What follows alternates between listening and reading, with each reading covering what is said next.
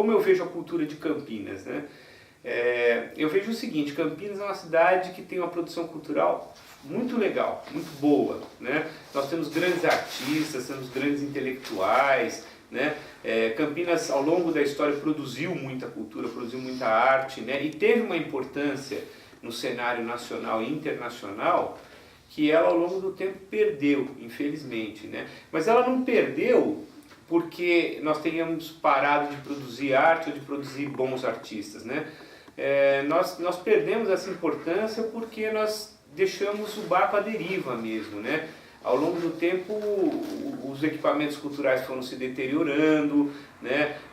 As forças agregadoras da cultura, né? Aquelas coisas que juntam os artistas e fazem os movimentos, elas foram se perdendo, né? Então Campinas se desagregou. Então o que a gente vê hoje é uma cidade que continua a ter esses grandes artistas, né? E esse potencial de ser novamente uma cidade assim, muito importante, né, no cenário cultural, e não está sendo, né? Não está sendo por uma certa desorganização e uma certa desagregação dos artistas, do mundo da cultura de um modo geral, né? Artistas intelectuais, produtores, né?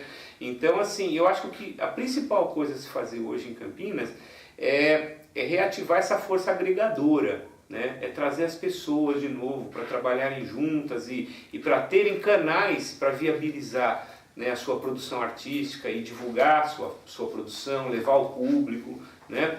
Ao mesmo tempo oferecer formação, né? Essas pessoas como o Egas, como ele, tem outros, né? Grandes artistas e grandes educadores também, né? E por alguma razão essas pessoas não estão trabalhando, né? Não estão fazendo esse trabalho, né, de educação e de transformação. Estão fazendo seu trabalho artístico, sim, porque o artista acaba sobrevivendo de uma maneira ou de outra, porque o artista não consegue viver sem fazer arte, né? Então isso é das coisas do métier, né, artístico. Você quer fazer arte, você acaba fazendo estando bem ou estando mal, né? Estando bem de dinheiro, estando mal de dinheiro, com trabalho, sem trabalho. Mas o fato é que tem muita gente trabalhando como Egas, né? Você vê um ateliê cheio de quadros, né? E com muita dificuldade para conseguir uma exposição, para conseguir comercializar o seu trabalho, né? Ou oferecer oficinas, cursos de formação, como ele já ofereceu tantos, né? Então, assim, é isso que eu falei de uma força agregadora, né? É trazer essas pessoas de volta para o centro, né? Falar, vem, né? Vem, nós queremos, né, fazer Campinas de novo acontecer, né? Os espaços, nós não temos espaços para pintura, para dança, por exemplo, balé. Onde não existe um palco para dança, não é verdade? A dinâmica de um passo, de um salto já atravessa o palco maior que nós temos.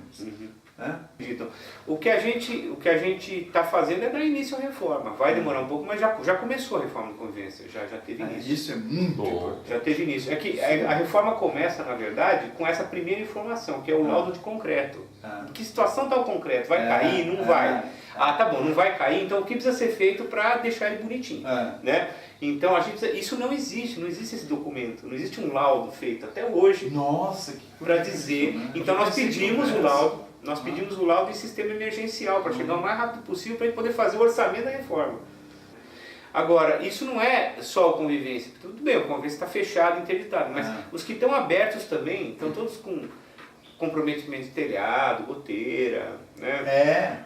Assim, ou parede, reboco caindo da parede, né? Então assim, precisa fazer uma faxina geral mesmo, né, nos equipamentos de Campinas. Você tem que fazer uma faxina geral. Mas também eu acho assim, que uma das coisas legais da arte é que ela não se acomoda e não se conforma com nada, né? Então assim, eu acho que a gente está sem teatro, vamos ocupar a rua, sabe? Vamos botar arte na rua, né? O que importa é que as coisas aconteçam. O teatro Mambembe é uma maravilha. Sim, vamos botar arte. Não, olha, dá para você pôr teatro, dá para você pôr teatro, música, dança, artes plásticas, audiovisual, cinema, né? Dá para você botar um monte de coisa na rua, né? E a arte acontece independente de ter o teatro, que é claro que é muito bacana ter um teatro lindo, bem arrumado, mas enquanto não tem, não vamos deixar de fazer. Acho que esse é um dos erros de Campinas. Assim, não tem, então não vamos fazer. Não tem, vamos fazer como dá, vamos fazer acontecer. Eu acho que eu já estou numa época da vida, numa idade também, em que eu já deveria ter uma situação bem diferente. Com sabe? certeza. E eu acho Pela que eu qual tenho obra. uma obra muito Sim. grande que merece uma fundação, Uhum. antes de eu afundar. Agora, a gente tem assim, a gente tem que fazer um monte de considerações quando a gente fala de grana. Não é só falar assim, ah, tá bom, então vai resolver o problema. Não, não vai. Porque assim, essa verba da cultura, né, que você falou, ela é de fato um orçamento em torno de 40 milhões. Mas desse orçamento de 40 milhões, uma boa parte dele ele sai naturalmente, entendeu? Sai naturalmente como a folha de pagamento, por exemplo, né, de toda a área da cultura, que inclui a orquestra sinfônica, todos os funcionários, né, as despesas regulares, né, taxas que tem que pagar, tudo isso sai desse bolão aí, né? Então, na verdade, o que sobra assim para você manejar mesmo não é tanto, não é muito, na verdade. E assim, não é o suficiente de fato para resolver o que Campinas precisa em termos de arte.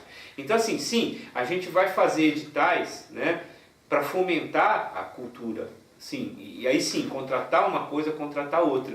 Mas honestamente, mesmo que a gente gaste tudo isso dessa maneira, vai acontecer pouca coisa ainda para Campinas, entendeu? Não é o suficiente para fazer acontecer a cidade.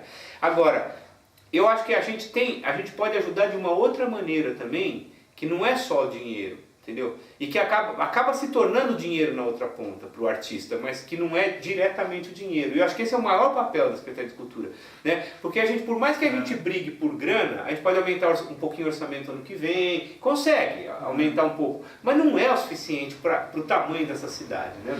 Então assim, primeira coisa que a gente pode fazer, que eu acho que pode ajudar muito, é dar todo o apoio que a gente puder, dar todo o suporte, entendeu? Então se o cara precisa de ajuda, vai ter ajuda. Tá entendendo? Isso já é um grande passo, né? É receber o artista mesmo. Então, para isso, por exemplo, eu estou criando 2 escritórios lá dentro da Secretaria que nunca existiram, que é super importante. Um escritório de auxílio a projetos, para auxiliar o artista a fazer o projeto, porque ele é artista, ele não é burocrata. Então tem que fazer o projeto para o PROAC, né? Para a Lei Rouanet, fazer projetos para o nosso próprio FIC aqui de Campinas, né, que é a nossa lei de fomento, e às vezes o cara às vezes até não ganha, porque ele não sabe projetar direito, não sabe fazer o projeto. Então a gente vai fazer um escritório, formatação, a documentação que tem que acompanhar. Então isso a gente vai criar um escritório para ajudar o artista diretamente. E o outro escritório na outra ponta, para quem ganhou o prêmio, prestar contas direito, porque tem muita gente que ganha e assim, e faz direito, e acaba ficando bloqueado, não pode receber mais nada, porque por uma questão burocrática não prestou contas direito. E às vezes é uma bobagem, assim, ele esqueceu de... Às vezes não foi nem por má intenção. Não é, a maioria não é. A maioria, inclusive porque o dinheiro é pequeno. A ignorância em relação àquilo.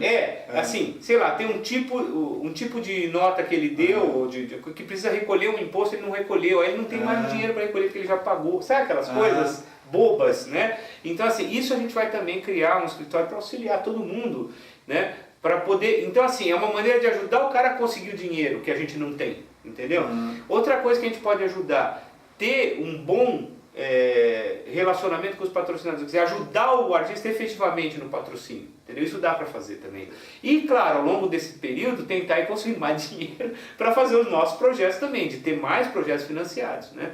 Mas no começo serão poucos, não tem muito dinheiro não. E como a gente tem que gastar muito dinheiro para consertar esses equipamentos, né, no primeiro ano, assim, o que vai dar para contratar espetáculo, né, não é pouca coisa, mas acho que só o fato de consertar os equipamentos e ter o espaço para colocar as coisas já é um grande passo. Agora, quanto às agendas do teatro, né, dos teatros todos, né, uma coisa que a gente tomou uma decisão, né, foi a seguinte: nós vamos trabalhar sempre por editais, para todo mundo, justamente por essa questão, né? Por ser público, né? E por aquilo que vocês colocaram, né? Que o espaço era cedido para alguns e para outros não. É isso que a gente quer evitar, entendeu? Porque senão fica assim, deu espaço porque era amigo de não sei quem, né? Ou pegou o espaço porque conhecia não sei quem. Isso vai acabar, essa política de balcão. Então como é que a gente vai fazer? Como são as coisas devem ser feitas no serviço público? É colocar para todos, né? Todos vão se inscrever, aí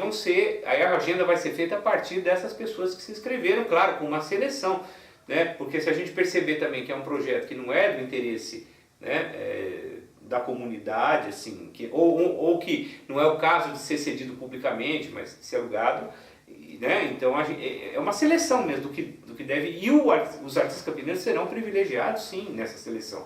Mas também a gente vai deixar reservado uma cotinha pequena dessas datas para a secretaria, porque isso é importante. Por quê? Porque também, como é o nosso único grande teatro hoje em dia, o Castro Mendes, depois Castro Mendes e Convivência, quando estiver aberto, a gente tem que ter umas datas para alocar eventos importantes que aparecem de última hora. Tá? Então assim, a gente quer que Campinas esteja também no circuito nacional e internacional. Então, por exemplo, se aparece de repente, né, um produtor e fala, olha, eu quero trazer a peça da Fernanda Montenegro para cá, mas tem que ser no Castro Mendes, que é o único teatro que tem tamanho para essa peça. A gente tem que ter a peça da Fernanda Montenegro, é importante. É um tipo de circuito artístico que a Campinas tem que participar. Sei lá, vem uma banda internacional de rock importante.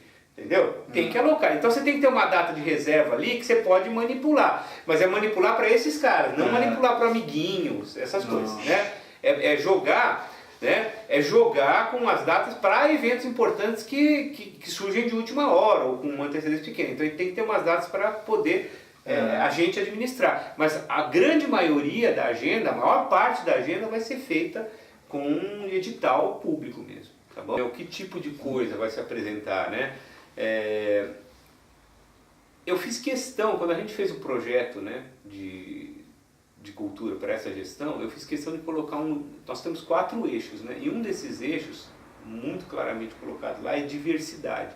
Eu fiz questão de colocar esse eixo para evitar que nós cometêssemos erros que eu já vi serem cometidos por aí, e não só no Brasil, né, fora do Brasil também. Que é assim, você tem... a instituição, né? Você tem na liderança uma pessoa que tem uma visão preconceituosa sobre algum gênero artístico. Então, na música você poderia dizer assim, o cara acha que música erudita ela é boa e deve ser patrocinada, e música popular não, é de segunda. Então ele só vai financiar a música erudita. Nas artes plásticas a gente vê isso também, né? A gente fala assim, não, o figurativo é legal, mas o abstrato não. Agora, enquanto instituição, você não pode privilegiar um em detrimento do outro, né? Quer dizer, se as coisas existem, elas devem ser tratadas da mesma maneira, independente do teu gosto pessoal, né? Porque o teu gosto pessoal... a história vai confirmar ou não daqui a 100 anos. Quer dizer, a gente não tem condições hoje de olhar e dizer assim, olha, o que vai sobreviver é isso e o que vai desaparecer é aquilo. Né? A história ela é misteriosa. Por exemplo, né, o Bach, na época dele, não era tido como um grande compositor. Ele era um compositor corriqueiro, assim, um contratado da igreja para fazer a música semanal da igreja, né? Depois que essa música foi aclamada. Ele era o Kapellmeister, né? Então, assim, muito tempo depois que fala, não, esse foi um grande compositor. Então, nós não temos condições de ter um olhar histórico em relação à arte. Agora sim, qualidade é outra coisa. Dentro de cada gênero, você tem pessoas mais sérias, mais profissionais, e você tem gente que está brincando, mas realmente não tem ainda... Ainda não está preparado. Não está preparado para ir a público, né? Isso acontece, né?